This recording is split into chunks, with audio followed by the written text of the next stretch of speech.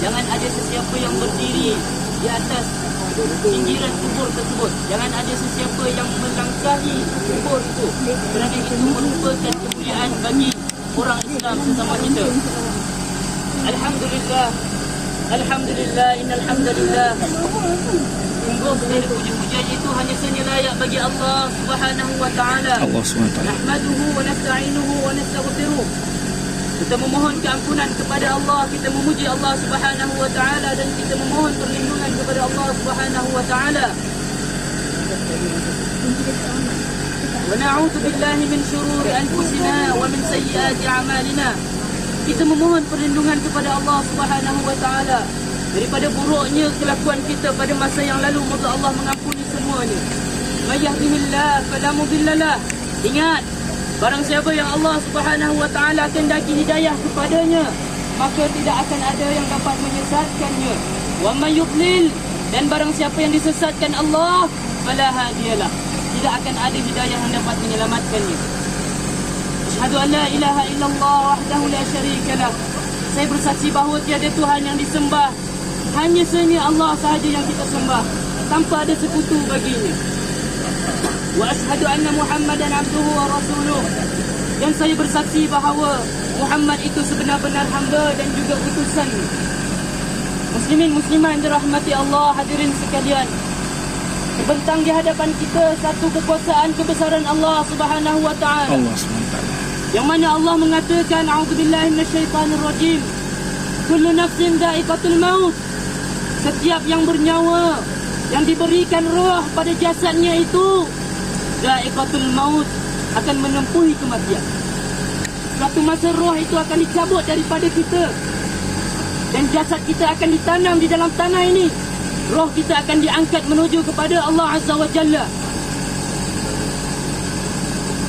Hari ini kita kehilangan salah seorang daripada ahli karya Tanjung Limau yang sangat saya hargai. Secara peribadi saya mengenali beliau. Beliau merupakan orang yang saleh. Setiap minggu saya menunggu beliau untuk sama-sama tadarus di masjid. Setiap hari Ahad, saya tahu hari Ahad dia cuti kerja, saya tahu dia akan datang masjid. Kita akan pertimbangkan kalau kita nak buat jamuan, buat pada hari Ahad, sebab kita semua ada. Muslimin muslimat dirahmati Allah, telah pergi seorang insan yang saleh yang kita sayangi. Mudah-mudahan Allah mengampuni beliau, meluaskan kubur beliau sejauh mata memandang, menghijaukan, menyejukkan kubur beliau bagi beliau insya-Allah. Ini merupakan tanda kebesaran Allah. Allah kata dalam surah Al-Mulk ayat yang kedua itu, tuan-tuan, allazi khalaqal mauta wal hayata, dialah Allah yang menciptakan kematian dan kehidupan. Liyabluwakum ayyukum ahsanu amala, untuk dia kembali menghitung dalam kalangan kita ni, hamba dia ni, siapa yang paling baik amal soleh dia. Bukan Allah nak hitung siapa yang paling tinggi martabat darjat sosial dalam di dunia ni, bukan. Bukan Allah nak hitung siapa yang paling banyak harta, wang ringgit dalam bank, bukan. Siapa yang paling banyak harta, paling banyak anak, bukan. Allah akan kembali menghitung setiap daripada kita ni siapa yang paling baik amal soleh dia, yang paling berkualiti amal soleh dia. Peringatan ini tidak lain adalah untuk kita supaya beringat diri kita. Yang penting amal ibadah yang kita lakukan. Jangan kita mengharap kepada sesiapa untuk memberikan kita pahala, tetapi bergantunglah sepenuhnya di atas dunia ini kepada diri kita. Kerana yang akan menjawab nanti adalah kita. Semua telah tahu soalan dah bodoh. Dalam hadis Nabi SAW kata, malaikat akan membangun, mendudukkan si mati yang dalam liang ini, dan kemudian akan ditanya, Man Rabbuka? Man Rabbuka, siapa Tuhan kamu? Wa man nabiyuka, siapa Nabi kamu? Wa man ikhwanuka, siapa saudara-saudara kamu? Semua soalan dah bodoh. Tapi kita yakin ke kita boleh jawab? Tak akan ada yang boleh menjawab melainkan amal kita yang datang menjawab. Satu kali diriwayatkan daripada Bara' bin Azib, sahabat Rasulullah sallallahu alaihi wasallam, yang menceritakan bahawa Nabi sallallahu alaihi wasallam Apabila dikebumikan mayat, Nabi berdiri di sisi kepala mayat seperti yang saya berdiri sekarang ini. Kemudian Nabi mengambil batang-batang lidi yang ada di atas tanah, Nabi mengorek tanah sebegini. Lantas Nabi menceritakan bagaimana perihal orang yang telah dikebumikan itu. Nabi mengatakan bahawa orang yang beriman apabila ia masuk ke dalam liang lahat, sekumpulan malaikat yang berkumpul untuk menyambut kehadirannya sejauh mata memandang.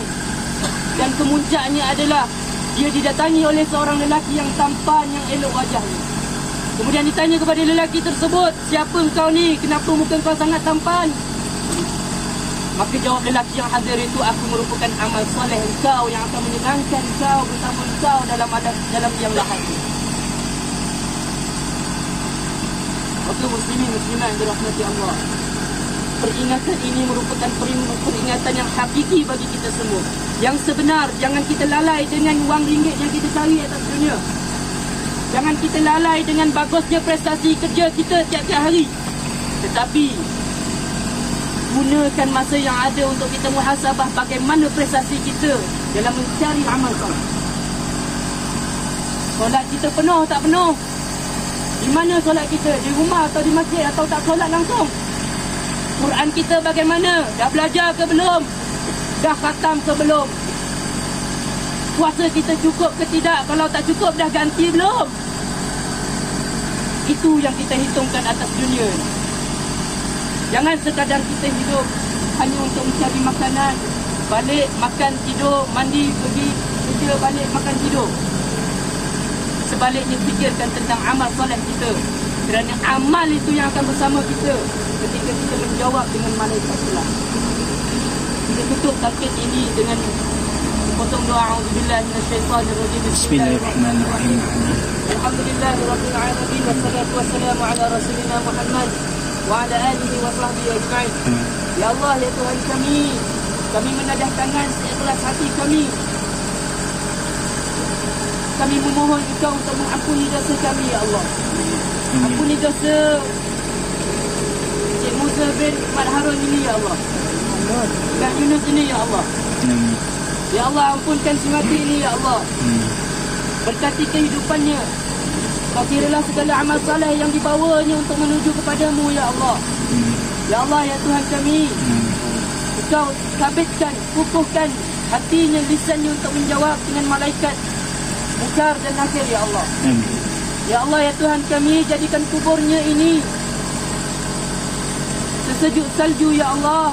Lapangkan kuburnya ini seluas mata memandang, ya Allah. Ya Allah, ya Tuhan kami, ampunilah ampunilah Cik Musa dan Muhammad Yunus ini, ya Allah. Rahmatilah ia, kasihilah ia, ya Allah.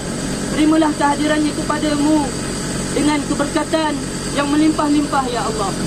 Ya Allah, jadikan ini sebagai peringatan bagi kami, ya Allah. Kau himpunkan kami dalam ketaatan, ya Allah. Ya Allah, jadikan kami hamba yang ketika pulang, kami menjadikan ini sebagai satu tazkirah terbesar bagi kami, ya Allah.